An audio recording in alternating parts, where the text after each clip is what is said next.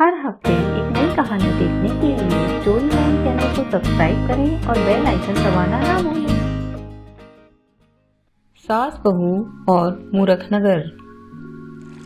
बहुत समय पहले की बात है।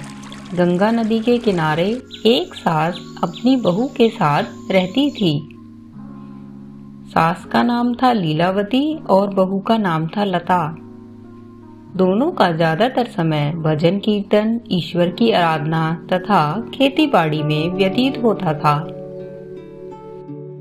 राम भजो राम भजो राम भजो भाई, राम भजे से गनिका तर गई, राम भजे से गनिका तर गई, राम भजे से गेंद गति पाई। राम भजो राम भजो राम भजो भाई, राम नाम से काम बने सब, राम नाम से काम बने सब, राम भजन बिनु सब ही न साई। राम भजो राम भजो। एक बार दोनों ने देश भ्रमण का निश्चय किया। सास बहू घूमते घूमते एक अजनबी गांव में जा पहुंचे। अरे, यह हम कहाँ आ गए? पता नहीं, गांव के बाहर लोग इसे मूर्खपुर के नाम से बुला रहे थे। अच्छा, चलो अच्छी बात है। आज पहली बार मूर्खपुर में कोई समझदार आई है। धन्यवाद माँ जी। अरे, मैं अपनी बात कर रही थी। अब चलो यहीं डेरा डालते हैं। वहाँ एक बगीचे में कुटिया बनाकर उन्होंने अपना डेरा डाल लिया। सास ने बहू को 1 रुपया देकर बाजार से कोई अच्छी सी सब्जी लाने को कहा। बहू लता जब सब्जी मंडी पहुंची तब उसने सब्जियों का मोल भाव पूछना शुरू किया। उसे यह देखकर काफी आश्चर्य हुआ कि वहाँ सभी वस्तुएं 1 रुपये सेर के भाव से बिक रही थी। सब्जी क्या, दूध दही एवं मिष्ठान वगैरह का एक ही भाव था। उसने सोचा कि सब्जी रोटी तो रोज ही ग्रहण करते हैं, क्यों ना आज 1 सेर मिठाई ही खरीदी जाए। सो उसने सब्जियों के बदले 1 सेर अच्छी सी मिठाई खरीद ली। लता बहुत ही खुश होकर वापस घर को आई और अपनी सास को सारी बात बतला देती है। अरे माँ जी, आप विश्वास नहीं करेंगी कि क्या हुआ। क्या हुआ? कुछ गंभीर विषय है क्या? अरे नहीं माँ जी, हम सही जगह आ पहुँचे हैं। सब्जी मंडी में हर चीज 1 रुपए में 1 सेर मिल रहा है। सब्जी हो या दूध हो या फिर मिठाई, सबका मूल 1 रुपए है। बहू लता, हमें जितना शीघ्र हो यह स्थान त्याग देना चाहिए। यह मूर्खनगर है। लगता है यहाँ का राजा महा चौपट और मूर्खाधिराज है। कभी भी हमारे प्राणों पर संकट आ सकता है। परंतु बहू को यह सुझाव बिल्कुल पसंद नहीं आया। वह सास से बोली, माँ जी, मुझे तो यह स्थान बहुत भा गया है। यदि आपका आदेश हो तो मैं कुछ दिन यहाँ रह लूं। लीलावती को उसकी बात पर हंसी आ गई। बोली, ठीक है बेटी, टके सेर की मिठाई खाकर थोड़ा सेहत बना ले। यदि कोई संकट आए तो मुझे याद कर लेना। यह कहकर उन्होंने वह स्थान त्याग दिया। लता रोज प्रातः नगर के भ्रमण को निकलती और जो कुछ पैसे थे उसकी अच्छी अच्छी मिठाई खरीदकर उसका सेवन करती। इस प्रकार कई माह गुजर गए। खा पीकर वह काफी मोटी तगड़ी हो गई। एक दिन गरीब विधवा आशाबाई की बकरी पंडित मुरलीधर के खेत में लगी फसल चर रही थी।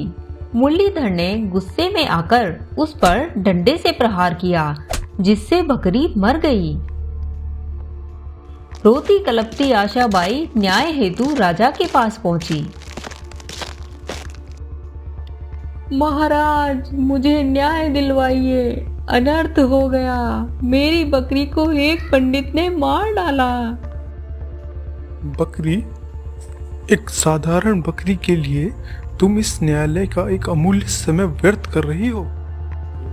प्रभु, वो बकरी मेरी आय का साधन थी, अब वो नहीं रही तो अब मैं कैसे जीऊं?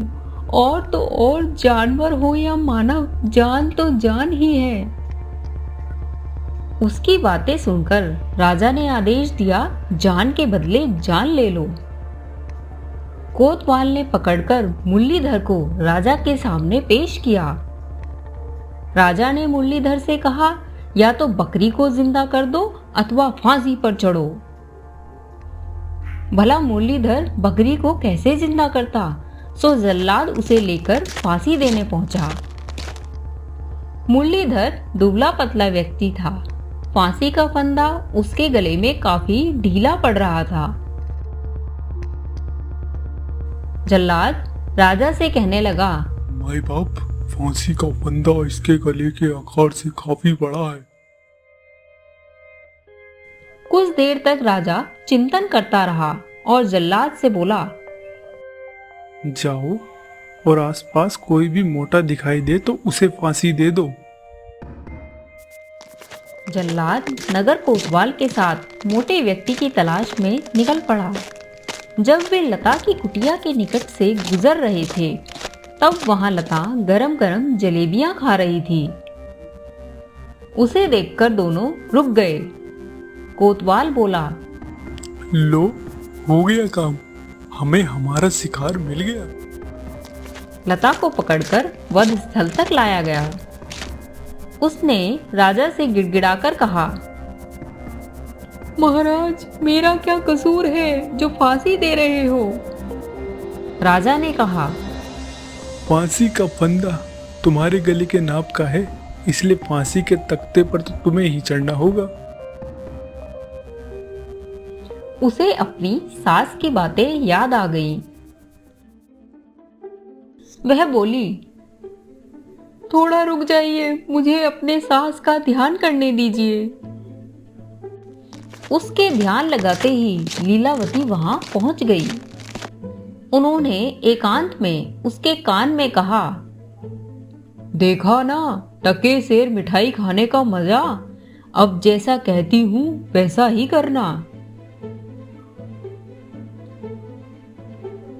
अरे जल्लाद, अगर फांसी देना हो तो मुझे दे दो, मैं भी तो मोटी हूँ।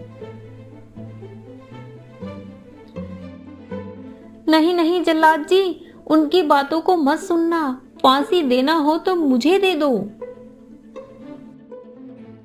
अब एक ओर जल्लाद को लीलावती खींच रही थी तो दूसरी ओर से लता। अरे, यह क्या है? फांसी के नाम पर अच्छे अच्छों के होश उड़ जाते हैं और एक तुम दोनों हो कि फांसी चढ़ने के लिए मरे जा रही हो। मजाक सूझ रहा है क्या तुम दोनों को? ऐसा बर्ताव क्यों कर रही हो, बताओ। लीलावती तो इसी बात की ताक में थी। महाराज, अभी का मुहूर्त हजारों वर्षों में कुछ क्षणों के लिए आता है। इस वक्त जो फांसी चढ़ेगा उसे अगले जन्म में आपके राज्य से 5 गुना बड़ा राज्य वैभव प्राप्त होगा। हाँ महाराज, यह सच है। यह हम ज्योतिष शास्त्र में पढ़े थे।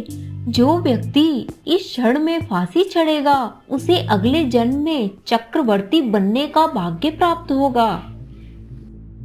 मूरख नगर का राजा तो मूर्ख और चौपट था ही, वह अव्वल दर्जे का लालची भी था।